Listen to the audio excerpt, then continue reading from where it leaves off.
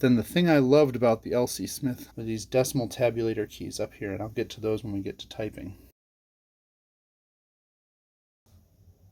In the last video, I promised to give a demonstration of one of my favorite features of the LC Smith typewriters, and that's the decimal tabulator, the keys for which are right here. Typewriters are very good at doing left-aligned text, but when you're doing math, you don't want left-aligned. You want the important digits, the decimals, to be aligned so that you could do math by adding up the columns. So in a typewriter, since that's not a usual feature, the decimal tabulator has a way to input the left spacing that you're expecting such that the decimals will align. Let's do an example. Imagine you wanted to add several numbers together, the first of which is something in the tens digit, let's say $50. We first go back to the left side, and then we tell the typewriter that we're going to input something that's in the tens digit. And now we input that number. And go to the next line. Now, if the next, and in fact all of the columns were tens digits, you could just set a tab stop and you'd be able to do that without any issue. But maybe the next one has fewer digits, let's say $7. So we tell it we're doing a ones digit.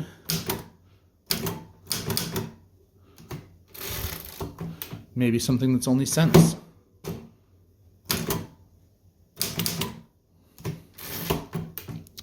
Or something in the thousands. The 4 is still sticky.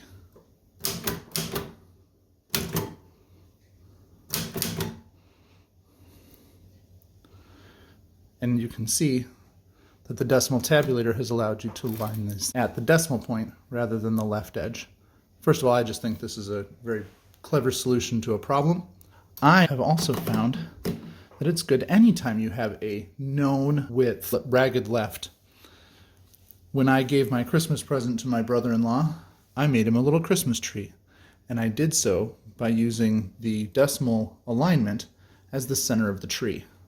So you can do the decimal to get to the center, and then maybe you use the pound as a star on the top of the tree. Now you can go to the ones digit and do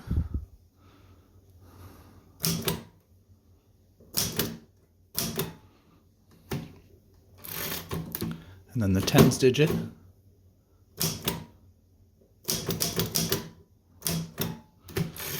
and now the hundreds digit,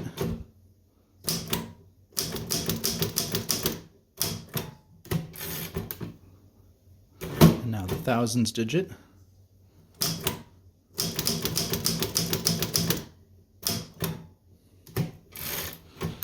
and then back to the center for your tree trunk.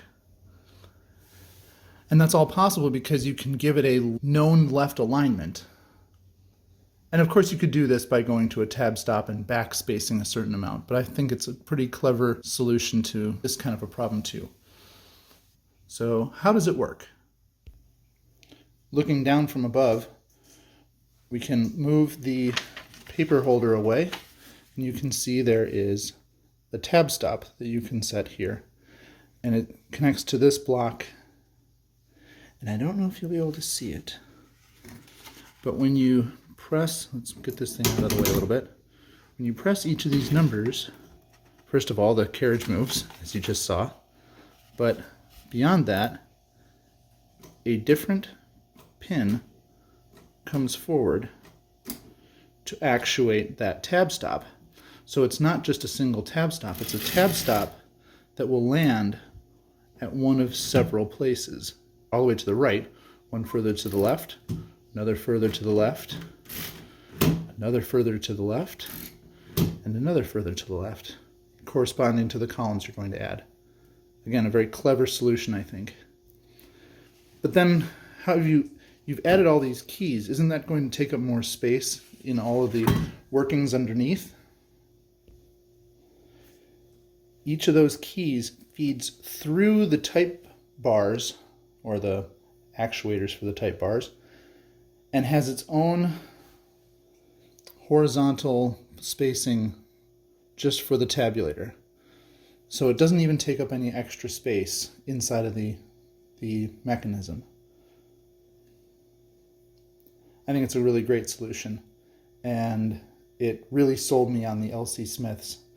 So when, as I told you in that video, I gave that one away, I knew I had to find another. And now I have it, and as you saw in the video, now it's working.